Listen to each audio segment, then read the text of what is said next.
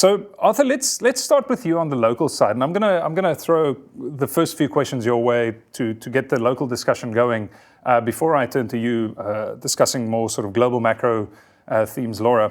I need not remind anyone of the great challenges we face today. You know, power outages, corruption is anemic in South Africa. There's a lack of prosecution that's causing a lot of frustrations, a lot of pain in South Africa, economic and otherwise. Now, the BR recently, in fact, this week came out with a business confidence index, and it again showed, you know, that businesses are less confident about the prospects, growth prospects in South Africa, and that there's a general feeling of dismay, you know, and a bleak GDP outlook for us in South Africa.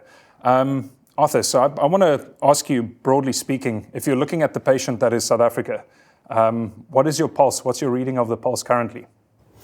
Nico, the bottom line is what we need to do is raise our potential growth rate, because without raising the potential growth rate, you're not going to attract capital, and this still remains one of our biggest problems. You know, our capital inflows on a net basis peaked around 2015 at a significantly higher level as percentage of GDP, above sort of 5-6%. And yes, we had COVID, so that's distorted the numbers, but there's palpably weak level of capital inflows at the moment. Don't have enough domestic savings. So, you know, at the end of the day, the question then is, how do you lift the potential growth rate so you can attract capital if you don't have enough domestic savings, so that capital can assist you to invest and grow the economy and employ people? You know, I think the thing that has been brought home over the last couple of years is just that you can't even start without infrastructure. And so it's not just electricity, it's transport as well. So, and I think that the current direction of government policy is in the right direction, is that they've almost had to go back to the beginning. So before you get to things like skills development and going up the value chain and all this sort of, you've actually just got to fix infrastructure, because without that, you're not going to grow at all. And that's been brought home. It's not just electricity, it's in transport as well. So we've struggled to, you know, this should be a boom time for South African mining. Yes, commodity prices have come down over the last while, but they're still quite elevated relative to history. And the level of investment in mining globally has been quite low relative to GDP. So it's an ideal opportunity to up production. But we don't, because the production we're making at the moment, just to get that to a port, is a challenge in itself. And so we're leaving a lot of money on the table, and with that a lot of potential growth, and with that a lot of potential jobs. So yeah, we got to first fix infrastructure, and then we've got to get on to the other things to raise the potential growth rate and the prospective returns in South Africa, because that's what attracts capital. So then, of course, Arthur, there's the not so black and white issue of our grey listing and exactly what that means for South Africa. Now, with some time having passed since that's been announced and we've got onto that dreaded list, what's your reading of the situation? And also, what's your take on the finance minister's suggestion that, you know, we got 90% for the test and not 100%, so it's not all doom and gloom and we should get off that list pretty soon? Do you see it the same way, and do you think there's medium to long-term consequences of actually getting onto that list? What does it say about our country?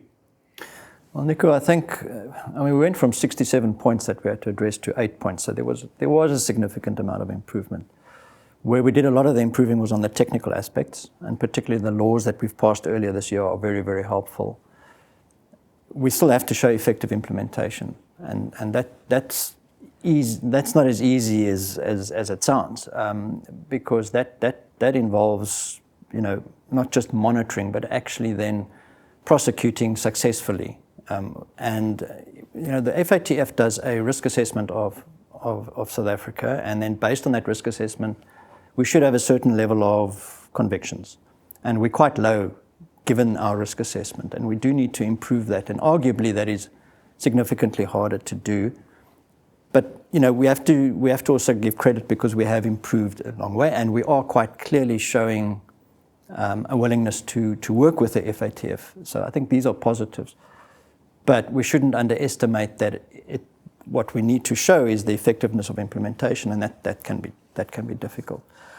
The impact on the economy is difficult to assess, because you've got all of these other factors that are at play, and we've all seen the literature on this. So, you know, in theory, what happens is that you get less capital inflows.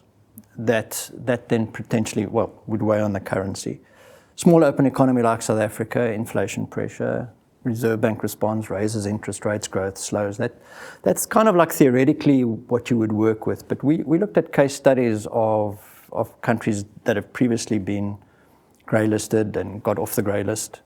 And that doesn't always work out that way. One thing that does seem to be quite common is that the currency does weaken a bit, and especially also in the run-up. So markets tend to anticipate, and I think that's probably been the case here, although try and split that out from electricity and declining terms of trade, not that easy.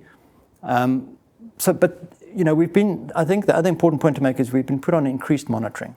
So that's different from enhanced monitoring or, enhanced due diligence, which is significantly more serious, if I can use the word. So I don't, saying increased monitoring doesn't make light of it, but because our financial sector is quite well ahead of the game here, I don't expect huge impact there. Although it is possible that some countries and some financial institutions in some countries may, of their own, require more greater due diligence, which could cause some frictions. Of course, it does speak to reputational damage to the country. It's not something you don't want to be on the grey list. It does increase compliance costs to a degree, and it has some impact on the economy, but I don't think hugely so. The impact would be far bigger if we don't address the issues that we need to, and as I say, that's effective implementation of the laws, and that boils down to obviously convictions, as I've said, because then you do move on to more enhanced due diligence, and it becomes much more disruptive, and you don't want to eventually get to the point where banking relationships are impaired. A small open economy with a large financial system like ours, that would be really problematic. But at this stage, let's just say, I think it is encouraging that at least we are working with the FATF and are showing determination to address the issue. So there is some hope, I suppose. There's always hope.